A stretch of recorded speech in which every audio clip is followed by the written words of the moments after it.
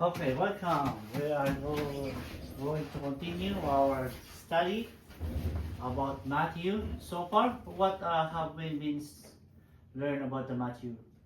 Concerning anger. Or From the very beginning. Yeah. What did you remember? Did you remember? the Beatitudes. Beatitudes, yeah. Like The The law lie. and prophet. It's not the lie. Something like So, how about the previous chapter? I'm saying, Oh, I'm talking about the previous chapter. Did you still remember the previous chapter? Cain killed Abel. Chapter 1?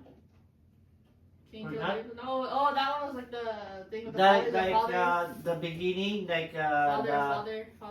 yeah, where Jesus born, when then King Herod, then oh, what the very happened? beginning. Then John the Baptist, right? Mhm. Then Jesus started his ministry. Ano pa? Passover. Okay, That's Last the Supper. previous. and then Last here, Supper. then he was tested by the demon, right?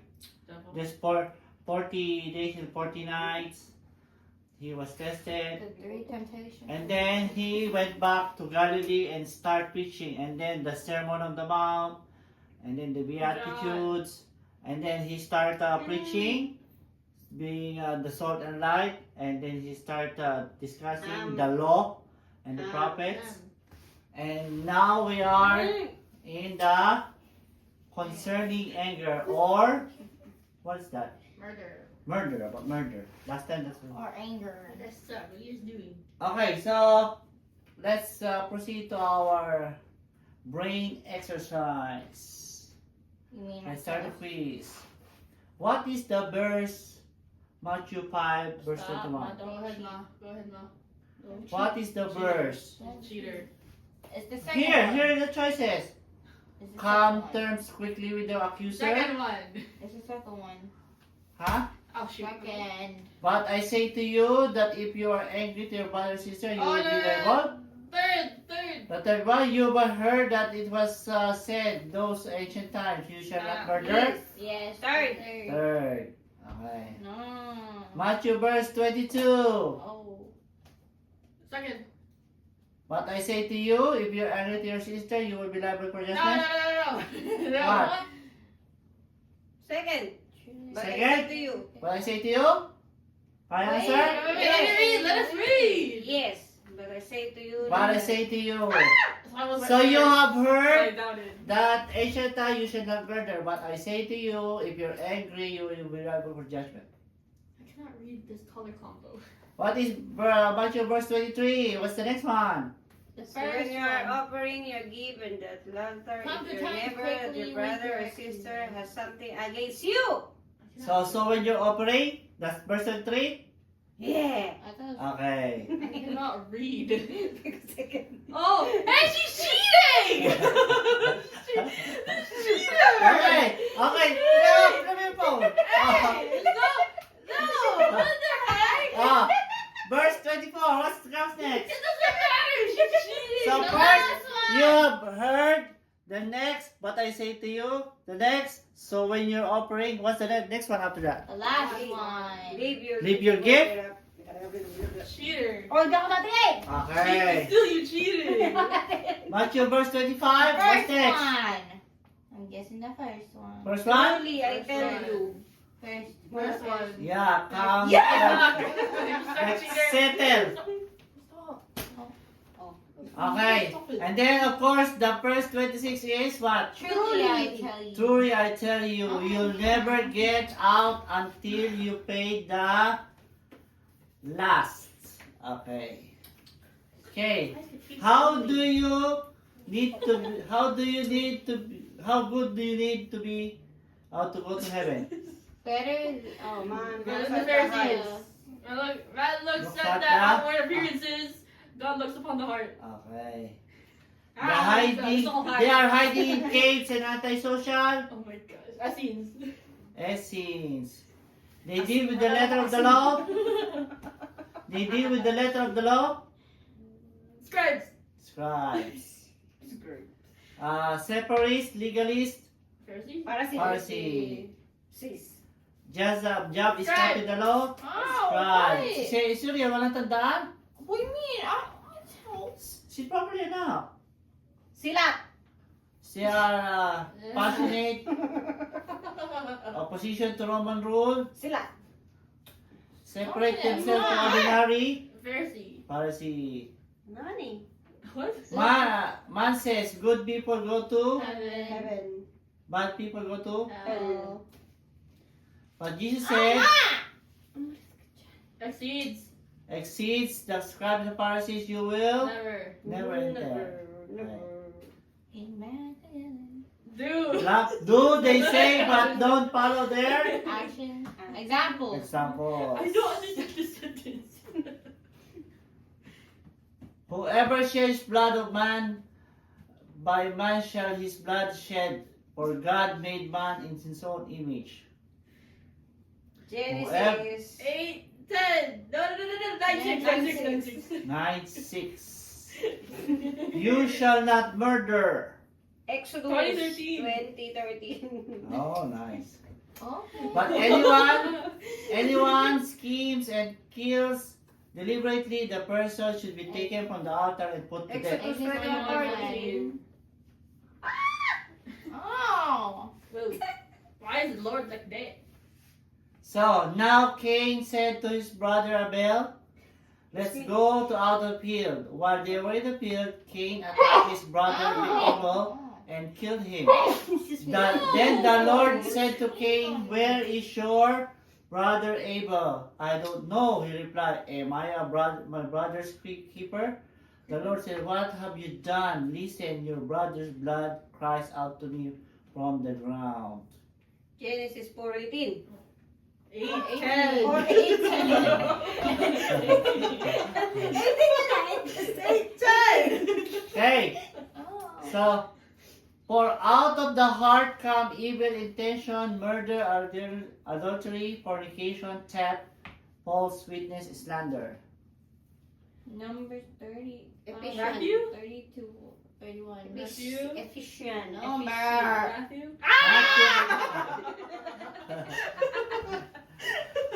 If anyone kills another, the murderer shall be put to death on the evidence of witness, but no one else shall put to death on the testimony of a single witness. Moreover, you shall accept the ransom for the life of a murderer who is subject to the death penalty. A murderer must be put to death. Number. Numbers? Just number, not numbers. Okay. Next. Oh. All who hate brother or sister are murderers, and you know that murder do not have eternal life John? abiding in them. John? Ephesians. First John? Ephesians. First Ah. John. Be angry, but do not sin.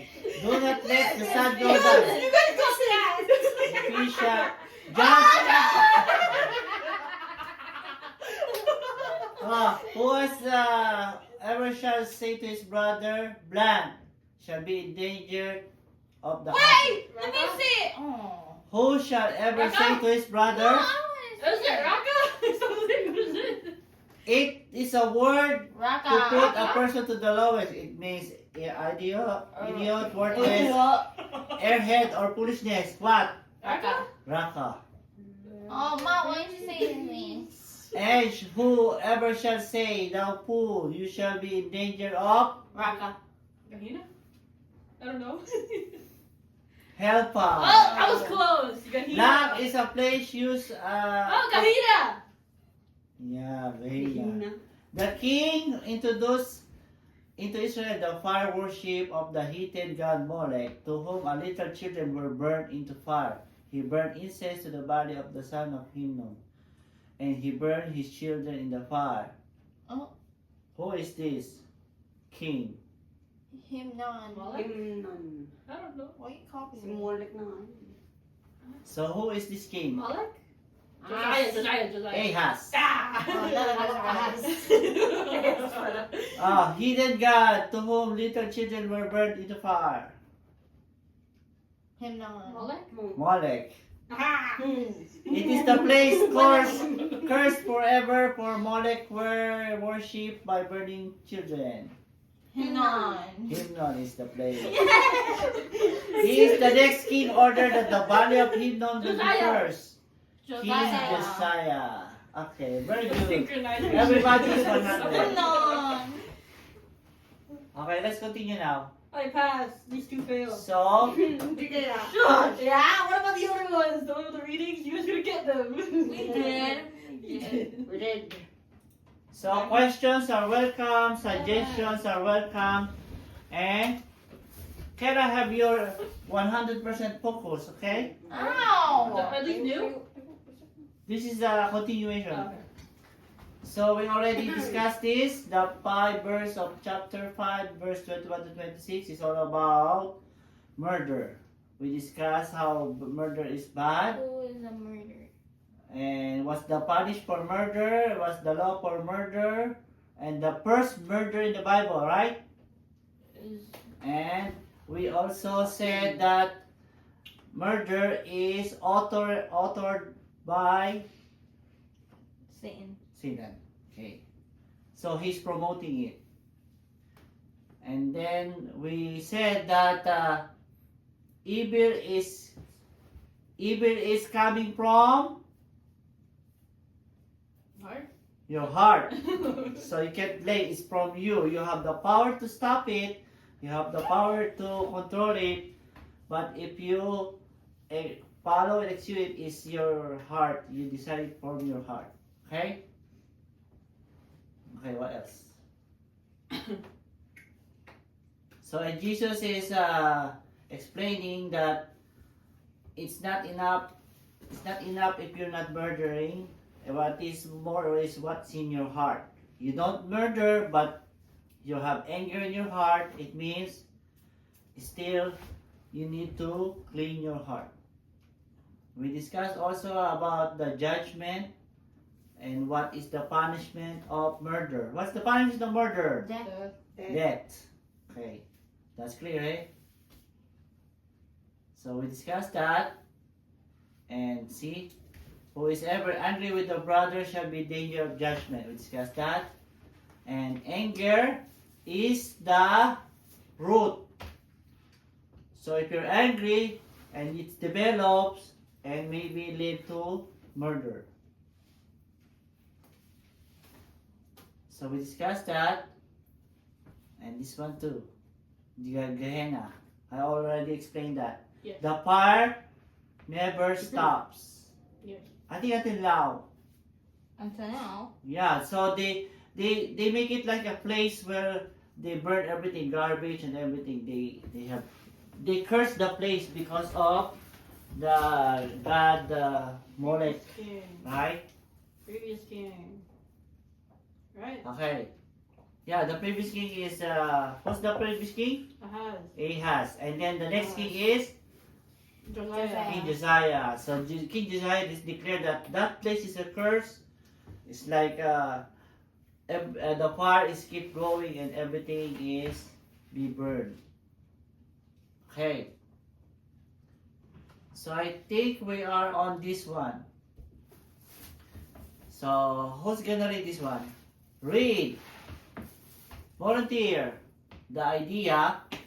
The idea of sacrifice for I want to say it. The Okay. idea of sacrifice for them was very obvious, very simple. If a man committed a sin, what happened? A breach came between himself and God.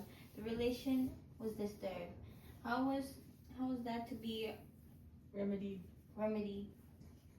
What? It was to be remedied by a contrite and broken heart. And a man was to confess his sin. And the man was to manifest. Repentance, contrition, and brokenness. And then, in order to manifest outwardly that inward feeling, he was to bring an animal as a sacrifice. The animal wasn't the issue. The attitude was. What does it mean? There's no teeth. What does it mean? If you commit a sin, you have a relationship with God. If you commit a sin, Yes. the relation is broken. So now you have to reconnect. Yeah. So bring that. So what you gonna do? Offer an animal. Not the, yeah, before that. I know, that's right. But before that, what's the first step? It says there. Manifest outwardly You have to be repent, but before that, contrition. you have to confess your sin. What is your mistake? Confess it. Lord, forgive me. I have this, do this, and this. It was wrong. You confess, and then what is repent? Others? What is repent? Reflect? Huh? Remedy. Ah. What is repent? Ayun na. Forgiveness. Repent is like turning away a different direction. So, if you say you did this sin and you repent, it means you're gonna promise you not do it again and you're gonna turn away from doing it. It's like you're gonna change your way. Like if that direction is the right, you're gonna turn to left because that way is wrong. Okay, so you repent, and then you repent, you promise to God, I will change my way, I will not do it again. And then, what happened? You will offer a animal for sacrifice as your tribute that your sin is gonna go to the animal and the animal is gonna be offered. What they gonna do to the animal? Burn. They're gonna burn the animal, and then the poor animal without making sin, your sin is gonna be goes to the animal and it's gonna be offered, so it's gonna be gone. So the relationship from God and man is connected again. Okay? So the animal doesn't have a problem. The animal is innocent. The problem was your attitude because you did something wrong and you admit it and you repented and then you offer. Okay, so that's how it goes. That's why they are required. You see, in the Bible movies, they are bringing doves. It's either you can bring doves if you can afford like a sheep. So because of your status in life, you can offer dove or a sheep, or they sometimes it's a cattle if a bigger sin of a nation or a bigger group.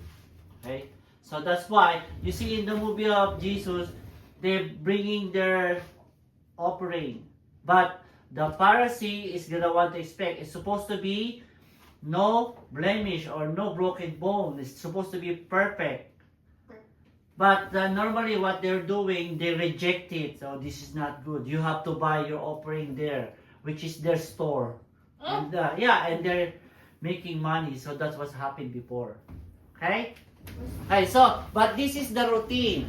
You make a sin, you ask, confess your sin, ask forgiveness, and promise and repent to not do it again, and offer an animal. So that's how it is, okay? Next, who's gonna read? Not sing it? No. Next. Oh, so easy. He Wow. walks through the outer part of the courtyard, and he walks into the inner part of the courtyard, and finally he comes to the court of the priest, and he has to stop there because he can't enter. Only the priest could go in there. So there's like a fence for the outer courtyard. You bring your offering. Then there's another one. You're gonna enter there, and then there's like the where they do the sacrifice, the burning. But you cannot do it by yourself because you are contaminated. You have sin. So only the high priest can do the offering. So the high priest is the one from God and from the sinner. He is the one like the mediator. Cannot go direct. You need the high priest. Okay? Any question with that? Nothing? O, sino sunod? Sige. Jesus is saying to him, stop right there. You remember you have your brother, and the brother has something against you? Leave that altar. Don't make that sacrifice until you make things right with your brother.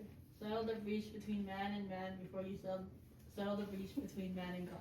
So Jesus changed the more deeper meaning. So it doesn't mean you make a sin and you confess and that's enough. If you're doing this, stop. If you know somebody has something to you or you did something to other people, you have to settle it first before you offer, because making right is priority than offering. Offering is nothing. Because before, the Pharisees says, oh, I did something wrong, I offer. I'm good now, I'm clean because I offer. So Jesus is changing. This is not right. If you have something about you, had something about you, against you, you have to settle it before you offer, because offering is just secondary. What important is your heart. You set your heart first to right and then you offer. Okay? Next, Suriel. Oh. Wait, move. Isaiah. What? In Isaiah 1, or chapter 1, verse 11, God said to Israel Through Isaiah. For what purpose is the multitude of your sacrifices unto me? Yeah. What good are they all, says the Lord. He's saying, don't you dare come to me with your religion until you've made your life right with the poor, or the oppressor, and the orphans and the widows. In other words, deal with your brother and then deal with me. So that's in Isaiah. Isaiah is long before Jesus came. So it is also written there. But the Pharisee is forgetting, they're skipping about this. So Jesus is just reiterating the meaning. So sacrifice is nothing. Even in the movie of David, when King Saul killed the Amalekites, and who's this prophet? The prophet asked them to kill everything, not to leave anything, animals and people. But Saul saved all those animal and then all those gold or jewelries. So because they said, I saved them because I'm gonna sacrifice it to our Lord, our God. And then, who's this prophet? I forgot. No. Who's the prophet? Hmm? Who's that prophet? Samuel? Samuel said, offering is nothing to God. What is the good of this? Obeying is priority than sacrifice. Okay, next, last slide. I will read this one. In verse 25, what is verse 25? Huh? What is verse 25? Agree with them. No, in verse 25, what is in verse 25? Matthew 5:25. You say verse 25 or what? No, we right. 21, 22, 23. Okay, but you just say verse 25 or Matthew. what? So what is it there? Ma, basahin mo nga. Matthew chapter Yeah, 5, Peter. verse 25. 25. You should get mom her own Bible, Hindi ko motherfucker. makita. Yeah. Makita. Right there, Ma. It's right there. Nasa ba ako? 25. 5. Right here, it's right here. 5, Do 25. not sorry. Hindi yata yan. Do not worry. 5 ba to? 6 to, di ba? Just a 6. The girl has a phone and she can't even get it to it. Nagalaw eh. Ayun na, bumalik. Ano? Wait. You I'm settle? trying to- Hold on, let them find it. Because it's Yeah, still come to terms quickly with your accuser while you are on the way to court with him. So, Or your accuser may hand you over to the judge, and the judge to the guard, and you'll be thrown into prison. okay, so that's what it says. So if you have a problem, you have to settle it before you go to the judge. It says here, agree with thine adversary quickly. When? When you need to agree? No. Now. I mean, it says, leave your gift. Go. Do it now. Says, somebody says, I'm just gonna work it out maybe tomorrow or next week. I can make peace with my brother next week. Okay? When the time comes, I'm going to say something. But it says now, immediately, time for regulation. Because if you don't do it now, what's gonna happen? It might be Too late. too late. What do you mean by it may be too late? Like, what if they don't accept your apology? Oh yeah. Or what if tonight Jesus comes and everything is done? That too. So you cannot do it anymore. It's too late for your forgiveness because you delay it. You say, oh, when we meet, I'm gonna say sorry. No, it says it right now before it's too late. Like if they bring if you have a problem and they bring it to court, when the court judge you, it's gonna be too late. Why not make peace now before going to the judge? Meaning, before Jesus comes, because it's too late for you. Okay, next. Who's gonna read this? Oh, dali, dali mo. Ma, it's your turn. Ma, it's you. Sige, mga madam. In Jewish law, when a man was adjudged guilty and he was adjudged to be Depto. he was handed over to the court officer, and the court officer then tries to exact from the individual the payment to the creditor. The adjudication says that this man has to pay this man so much. The court officer tries to get it. If he can't get it, he takes the man who defaults, slams him in prison, and he has to stay in prison until he can pay it back. What? The point is, if you're in prison, you can't ever pay it back. Can't be done. Jesus here saying, settle it out of court. Like reconcile before it's severe judgment, and you can't reconcile it at all. Don't let it go to the Oh. place where God let me is read judgment. it. Alright. So what does it mean? Oh! What it mean? What it means? They're scammers. So in Jewish law, you can Scam. Go to court. borrow money Go to court. and use it for your farm or for your business. Okay? But You can't use it for court? Huh? You can't use it for court? no, that's a situation. But if the one who owes money is complaining, but because you're not paying, and he goes to the judge, and the judge said, "Oh, you have to pay this plus interest. Where is your payment?" And the judge, and you said, "I don't have it now." What's gonna happen to you? You're gonna go to jail. And what happens if you're in jail? You cannot earn money, and then how can you pay? You can't. There's nothing pay. It's too late. So why not make peace before that and make promise? Hey, I'm gonna pay. Just give me time or whatever. Can someone else pay for it? Yeah. Can someone else pay for it or no? Yeah, someone else can pay. Oh.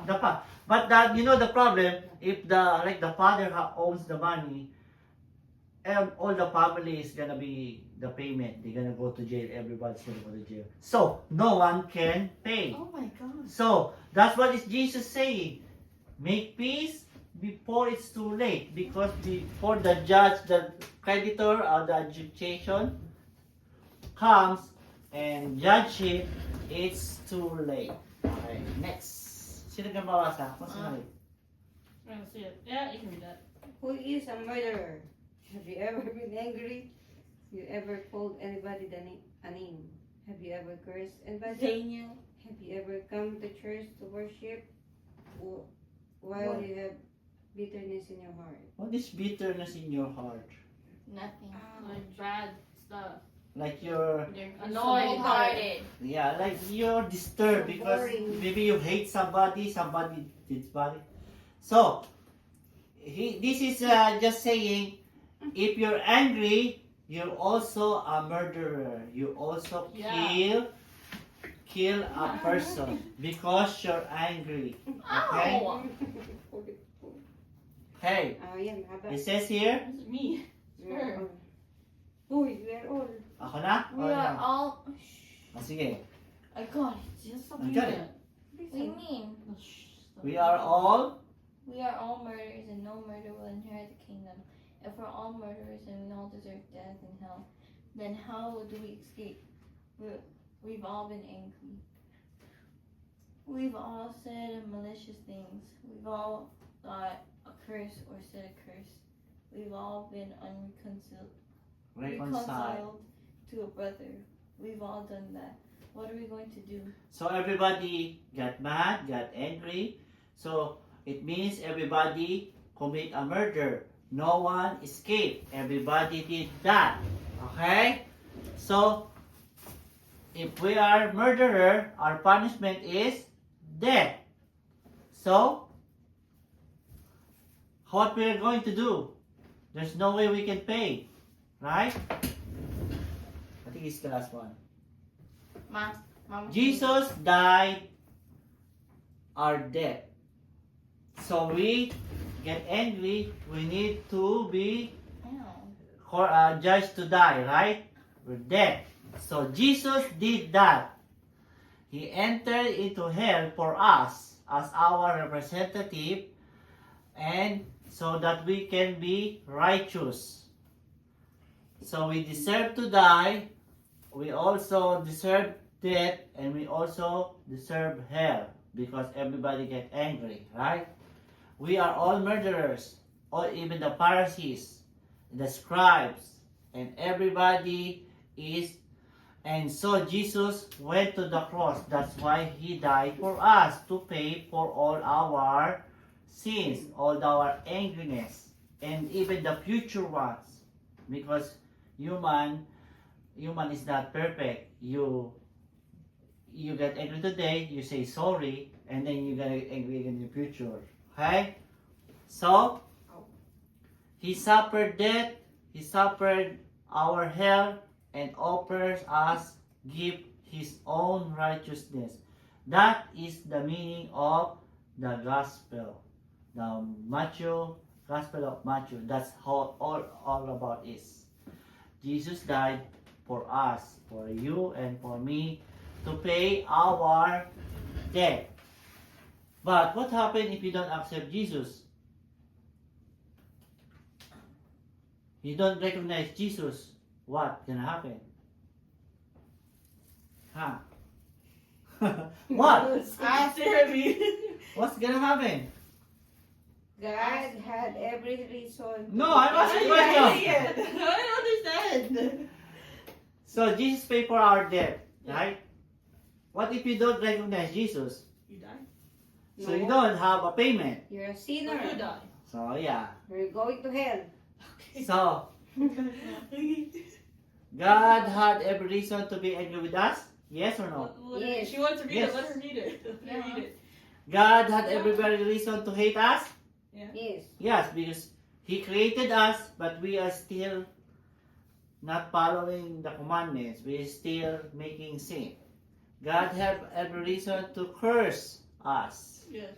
God had every reason to send us away because we are murderers. Yes. But He loves us. He forgives us. He paid our debt. He seeks to reconcile to Himself His eternal kingdom because He wants us to have fellowship with us. That's why He's providing our food. He's providing our help. Okay? So is that clear? Yes. Any question? No. Clear? No. Yes.